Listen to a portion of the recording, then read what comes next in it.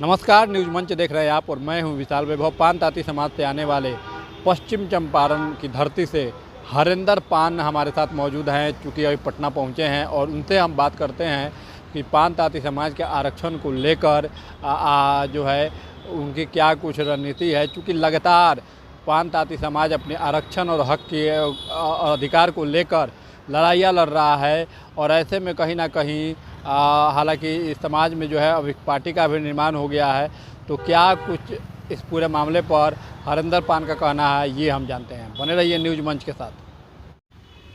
लगातार पान ताती समाज अपने आरक्षण को लेकर 2015 से कहीं ना कहीं संघर्षरत है और उस बीच से जो है समाज लगातार संघर्ष कर रहा है। ऐसे में क्या आखिर 2015 से जो लड़ाइयाँ लड़ी जा रही है अभी तक, क्या इसमें आपका अभी तक योगदान रहा है? आरक्षण 2015 में हम लोगों को मिला, आदरणीय नीतीश कुमार जी द्वारा दिया गया और जैसे ही आरक्षण हम लोगों को मिला उस समय विरोधी पक्ष के लोग हाई कोर्ट चले गए, केंद्र सरकार में चले गए। केंद्र सरकार से चिट्ठियां आने लगी कि इस आरक्षण को समाप्त किया जाए, ये आदेश गलत है, इसको निरस्त किया जाए। हाई कोर्ट में जो केस हुआ उसमें हाई कोर्ट से अनुरोध किया गया विरोधी लोगों के द्वारा कि इस आदेश को निरस्त किया जाए। मैं और मेरे अन्य साथी दोनों मोर्चों पर लगातार क्रियाशील रहे, कार्यरत रहे और हाई कोर्ट में हम लोग अपना वकील रखकर केस को लड़े और अंततः जीते।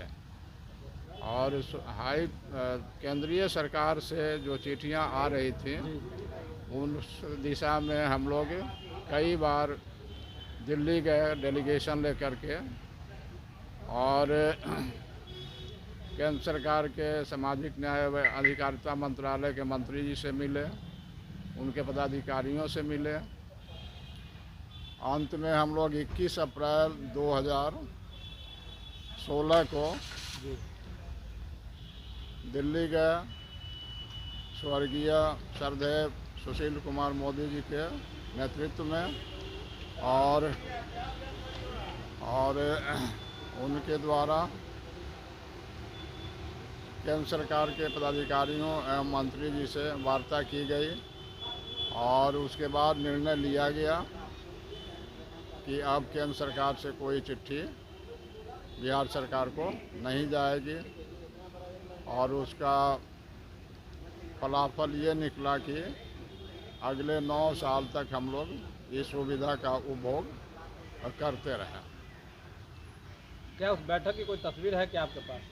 हाँ, इस बैठक की जो 21 अप्रैल 2016 को हम लोग दिल्ली गए हुए थे आदरणीय सुशील कुमार मोदी जी के नेतृत्व में। अच्छा, अभी जो फिलहाल वर्तमान की जो परिस्थिति है 2024 में एक बार फिर से आपका आरक्षण जो है चला गया है, तो अब वर्तमान की क्या कुछ रणनीति रहेगी? वर्तमान में हम लोग रिव्यू पिटीशन दायर किए थे, वो रिजेक्ट हो गया है। अब क्यूरेटिव दायर करने की तैयारी चल रही है और आरक्षण पुनः प्राप्त करने के लिए 2 रास्ता है, एक सुप्रीम कोर्ट के माध्यम से और एक संसद के माध्यम से।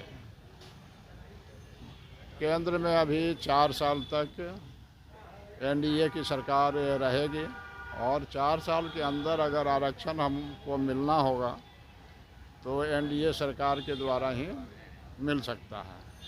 इसलिए वर्तमान में हम लोगों को एनडीए के पक्ष में गोलबंद होना है और समर्थन अपना जारी रखना है ताकि हम लोग अपने आरक्षण को पुनः उनसे प्राप्त कर सकें। लेकिन समाज के लोग तो कहते हैं कि सरकार ही जो है हम लोग का आरक्षण छीना है, सरकार को ही जिम्मेवार ठहराया जाता है। आपके विरोधी खेमा भी जो है सरकार के को पर ही सवाल उठाते रहे हैं। विरोधी खेमा का तो काम ही होता है विरोध करना, गलत बात का प्रचार प्रसार करना ये हर कोई जान रहा है, हर जागरूक व्यक्ति जान रहा है कि सुप्रीम कोर्ट के द्वारा आदेश दिया गया था और प्रक्रिया का दोष उसमें बतलाया गया था। अब हम लोगों को प्रयास करना है कि सही प्रक्रिया अपना करके हम लोग खोए हुए आरक्षण को पुनः प्राप्त करें।